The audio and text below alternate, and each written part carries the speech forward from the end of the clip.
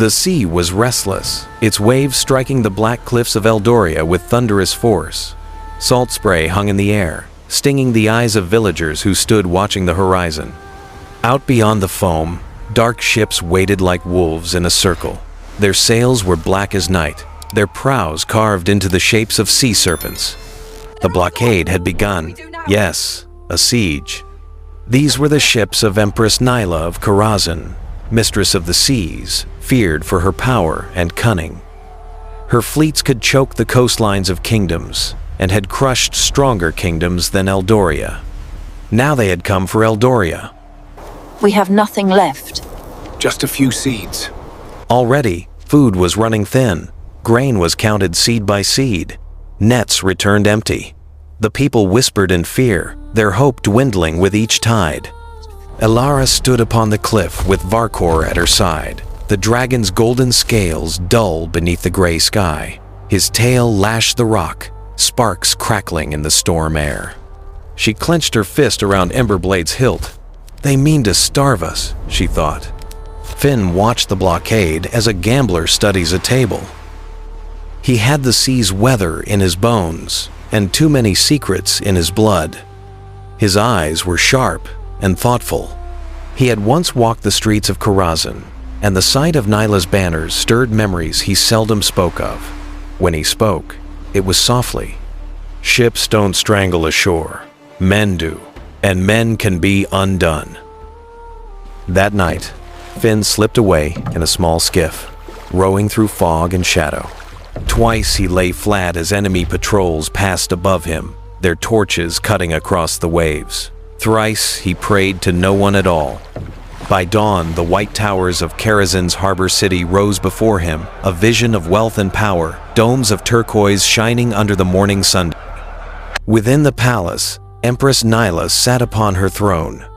She wore green scaled silk and a circlet of opals like captured sea foam. Courtiers bloomed around her like poisonous flowers.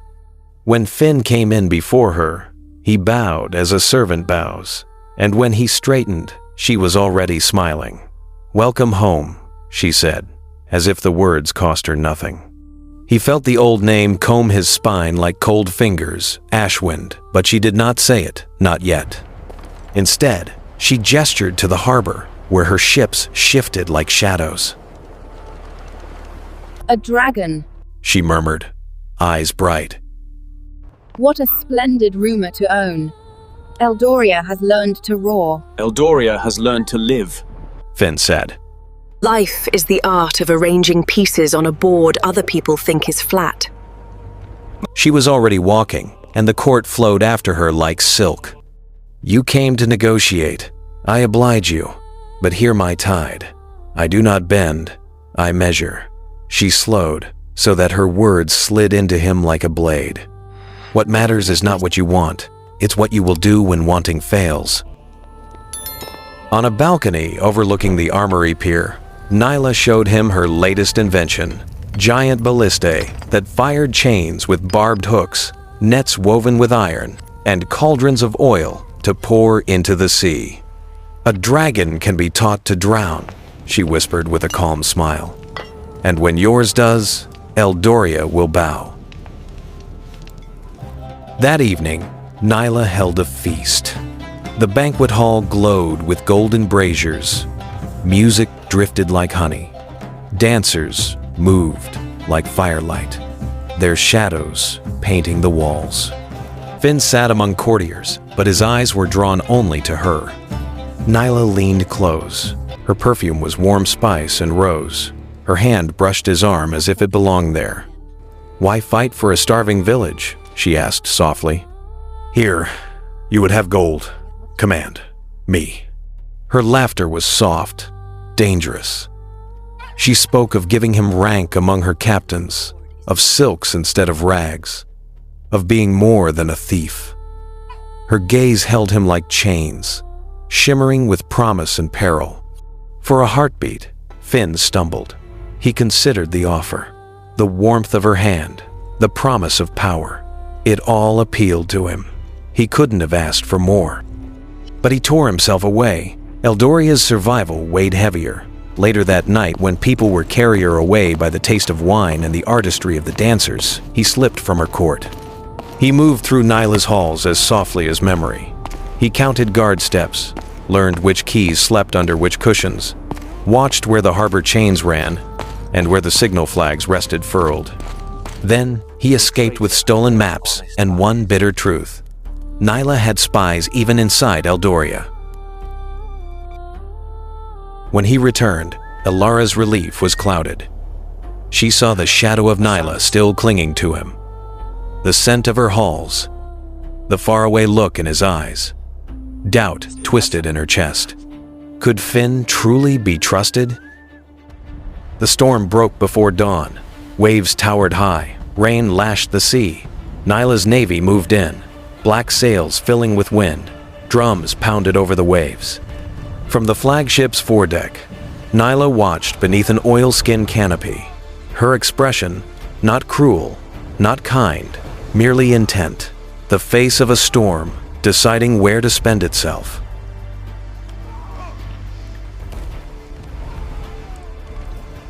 Along Eldoria's cliffs, villagers scrambled to lash boats and shutter doors.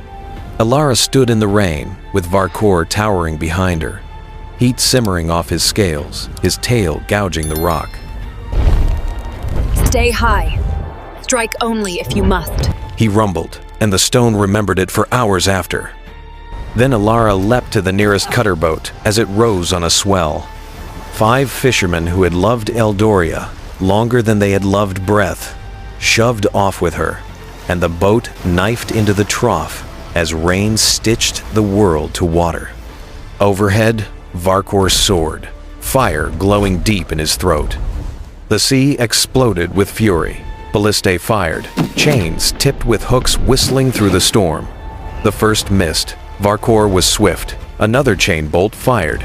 He twisted. It missed again. A third sang and struck true, biting into Varkor's scales. The sky tore. He roared in agony as the chain dragged him down toward the waves, his wings thrashing in panic.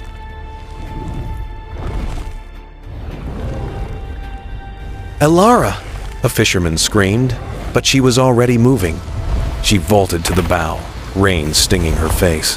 When the chain swept close, she leapt, catching hold. Her body swung above the sea, the storm tearing at her cloak. Hand over hand, she climbed. Lightning split the sky, turning her into a silver figure against black clouds. The chain's barbs dug into Varkor's side. He thrashed, steam rising as fire fought the storm. Elara clung tighter, boots slipping, knuckles white. Emberblade flared in her grasp. With a cry that was half fury, half prayer, she struck the lock.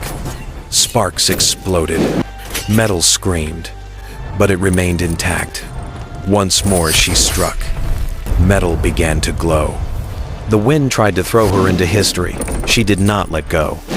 Below, Finn stole onto the ship upon which the ballistae was mounted and moved like a rumor through wet rope and shouting men, completely unnoticed. He slid under a rail, crossed a grating, and found the windlass that fed the chain through its iron throat. Finn heaved on the brake and felt the mechanism shudder, heard somewhere far off a dragon's agony through clenched teeth.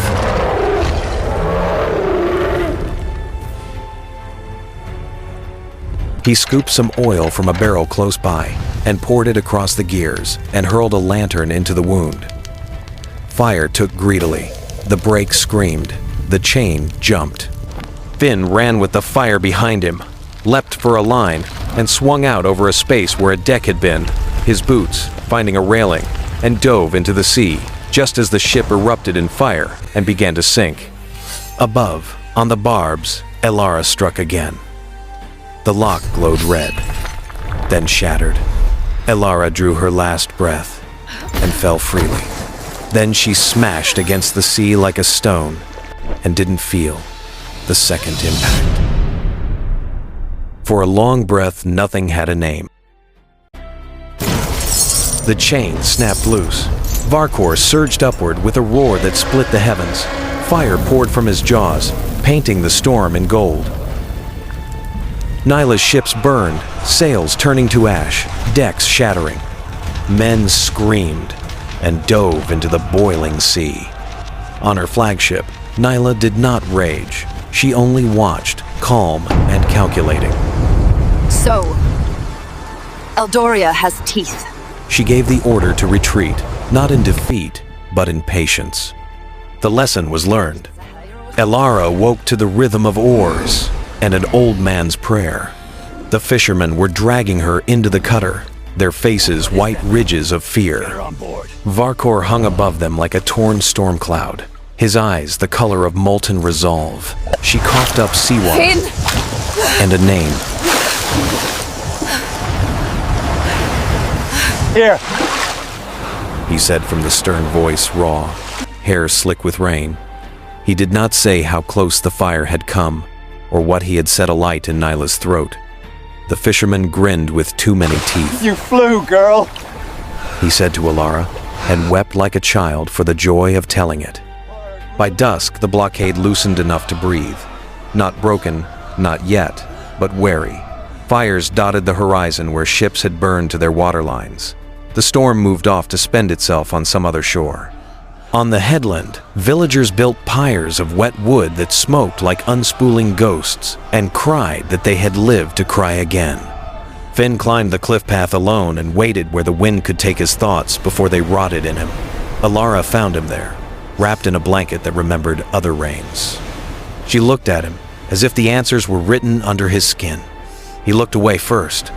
From his pocket he drew a folded scrap of sea-stiff paper and set it in her palm. The ink had run, but the words were clear enough. Your traitor wears honest eyes. No seal, only a smear of green that might have been a courtier's ring dragged through ink, or something else. The paper had been tucked into his hands by one of the courtiers at the feast Nyla held for him just before he escaped.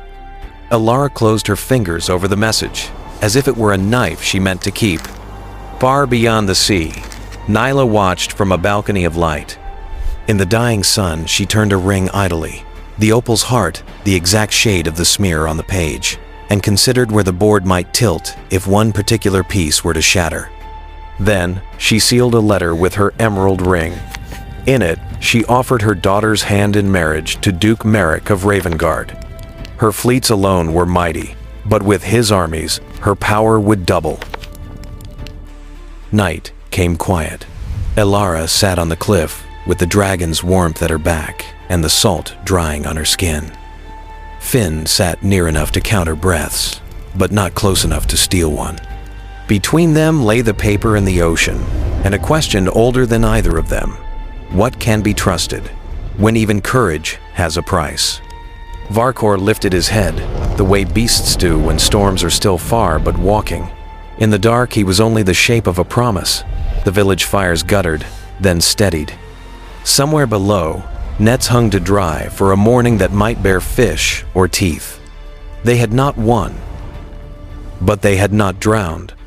And on some nights, in some wars, that was how legends learned to tread water long enough to reach the shore. Thank you for watching. I'm just a hard-working YouTuber, trying my best to bring you interesting stories. I will greatly appreciate it if you subscribe to my channel. It means the world to me. Thank you once again.